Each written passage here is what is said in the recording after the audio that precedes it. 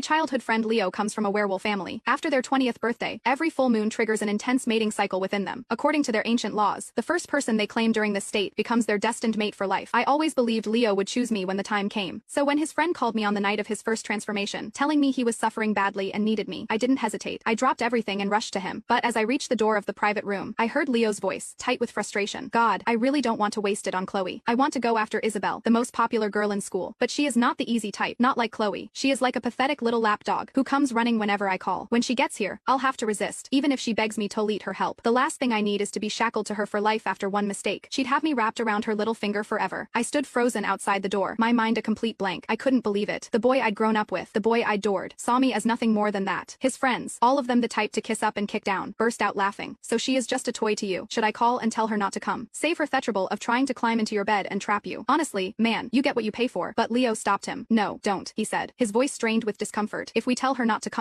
how would that make her feel? Even if she is just a toy, she is one I've cared for since we were kids. I don't want to hurt her. He let out a ragged breath. When she gets here, I'll just see if I can hold back. I don't want to spell things out for her, but maybe this will finally make her understand. In that moment, I wanted to storm in there and scream at him. You don't want to hurt me. You call me a dog in front of your friends and let them laugh at me. And you think you have right to my devotion, but I held back. Why waste my breath on someone who didn't value me? I turned and walked away. A humiliating retreat. Don't cry, I told myself. Don't you dare cry. Then, I remembered a different call. I pulled up my phone and dialed the number of his brother's bodyguard. That offer you made earlier to help Leo's brother. Is it still on the table? Send me the address. I am on my way. Half an hour earlier, the bodyguard had called and revealed a truth Leo had deliberately kept from me. Miss Hayes, do you remember 5 years ago, when the second Jan Master, Leo took you skiing and you fell into that ravine? The eldest Jan Master, Matthew, led the search party. It took us 3 days and 3 nights to find you, buried under the snow. You were frozen solid, like a statue of ice. You weren't breathing. Master Matthew told Leo that a werewolf can give half of his lifespan to his mate through a blood bond on the night of a full moon. It is another form of marking once performed. That person becomes their eternal mate. But Leo, he refused. He couldn't bear to let you die. He just held your body and sobbed, but he wouldn't do it. In the end, it was Master Matthew who saved you. As luck would have it, that night was a full moon. To save you, he performed the blood bond himself, giving you half of his life. In doing so, he marked you. For the rest of his life, you are the only one he can ever be with. Leo begged him never to tell you. For the past 5 years, Master Matthew has endured every full moon alone. He never disturbed you, and he forbade any of us from ever revealing what he did. But tonight